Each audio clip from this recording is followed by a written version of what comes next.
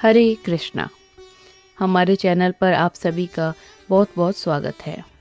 भगवान श्री लक्ष्मी नारायण जी की कृपा और उनका भरपूर आशीर्वाद आप सभी के जीवन पर हमेशा बना रहे। आप सभी सुखी रहें, स्वस्थ रहें और निरंतर प्रगति करते रहें। आज हम पुरुषोत्तम मास यानी अधिक मास के 9वें अध्याय की पावन कथा का श्रवण करेंगे।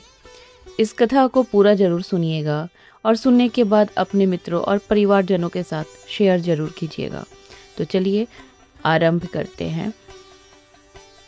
भक्तों, हर 3 साल में एक बार आने वाला यह अधिक मास साक्षात भगवान श्री हरि विष्णु का ही स्वरूप माना गया है। इस पवित्र महीने में किया गया थोड़ा सा भी जप, तप, दान और भगवत भजन आम दिनों की तुलना में करोड़ों गुना फल अधिक देता है। पिछले 8वें अध्याय में हमने सुना था कि किस प्रकार वह मेधावी ऋषि की कन्या अपने पिता के जाने के बाद अकेली रह गई थी। आइए अब 9वें अध्याय की कथा में आगे बढ़ते हैं। श्री सूत जी महाराज कहते हैं, हे ऋषियों, जब देवर्षि नारद ने भगवान नारायण से मेधावी ऋषि की उस अनाथ कन्या का आगे का वृतांत पूछा, तब भगवान नारायण ने कहा, हे नारद, अपने पिता को याद करते करते और शोक में डूबे हुए उस कन्या का काफी समय उसी सूने घर में बीत गया। वह बेचारी झुंड से बिछड़ी हुई एक हिरनी की तरह घबराई हुई रहती थी। उसकी आंखों से लगातार आंसू बहते रहते थे और दुख के कारण वह दिन रात तड़पती रहती थी। उसे अपने दुख से बाहर निकलने का कोई रास्ता नहीं सूझ रहा था।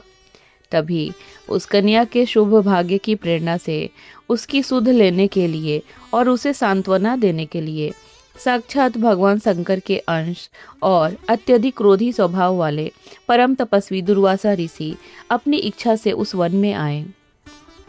भगवान कृष्ण स्वयं राजा युधिष्ठिर को यह कथा सुनाते हुए कहते हैं, हे राजन, यह वही दुर्वासा ऋषि है जिन्होंने अपनी माता कुंती को बालपन में देवताओं को बुलाने का नियंत्रण मंत्र दिया था। और यह वही दुर्वासा ऋषि है जिन्होंने एक बार मुझसे और रुक्मणी से अपने रथ में बैलों की जगह जुतकर रथ खिंचवाया था। जब मार्ग में रुक्मणी को बहुत प्यास लगी तो मैंने अपने पैर के अंगूठे से पृथ्वी को दबाकर भगवती नाम की नदी प्रकट की थी। रुक्मणी को इस तरह पानी पीते देख दुर्वासा ऋषि क्रोधित हो गए थे और उन्होंने हम दोनों को एक दूसरे से अलग होने का श्राप दे दिया था। ऐसे परम तेजस्वी अत्रि ऋषि और माता अनुसुईया के पुत्र दुर्वासा जी को अपने आश्रम की ओर आते देखकर वह ऋषि कन्या तुरंत खड़ी हो गई। उस कन्या ने भय और आदर के साथ दुर्वासा ऋषि के चरणों में प्रणाम किया। उसने उन्हें बैठने के लिए आसन दिया, उनके पैर धोए और कंद मूल फल से उनका स्वागत सत्कार किया। कन्या हाथ जोड़कर रोते हुए बोली, हे महामुनि, आज आपके दर्शन पाकर मेरा जीवन सफल हो गया। आपके चरणों की धूल ही सबसे बड़ा तीर्थ है। शायद मेरे पिता के पुण्यों का ही असर है कि आप मुझे इस दुख की घड़ी में सांत्वना देने आए हैं। हे ऋषिवर, दुख की इस भयंकर आग में मेरा पूरा शरीर जल रहा है। इन संसार में न तो मेरी माता है, न पिता है और न ही कोई भाई जो मुझे ढाढ़स बंधा सके। मैं इस दुख के समुद्र में डूब रही हूँ।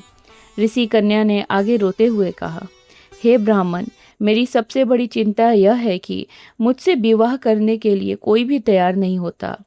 अगर समय रहते मेरा विवाह नहीं हुआ तो समाज में मेरी क्या स्थिति होगी। इसी डर के मारे मुझे रात को नींद नहीं आती और भोजन में भी मेरी कोई रुचि नहीं बची है। अब तो मैंने यह निश्चय कर लिया कि मैं अपने प्राणों का त्याग कर दूंगी। कृपा करके आप मेरे इस दुख को दूर करने का कोई उपाय बताइए। इतना कहकर वह कन्या फूट फूट कर रोने लगी और दुर्वासा जी के सामने चुप होकर बैठ गई। भगवान नारायण कहते हैं, हे नारद, उस अनाथ और दुखी कन्या के वचनों को सुनकर दुर्वासा ऋषि का हृदय पिघल गया।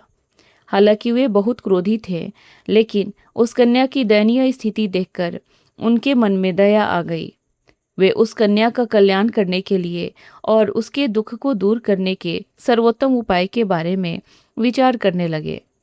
दुर्वासा ऋषि ने उस कन्या को क्या उपाय बताया और आगे क्या हुआ, इसका विवरण हम अगले यानी 10वें अध्याय की कथा में सुनेंगे।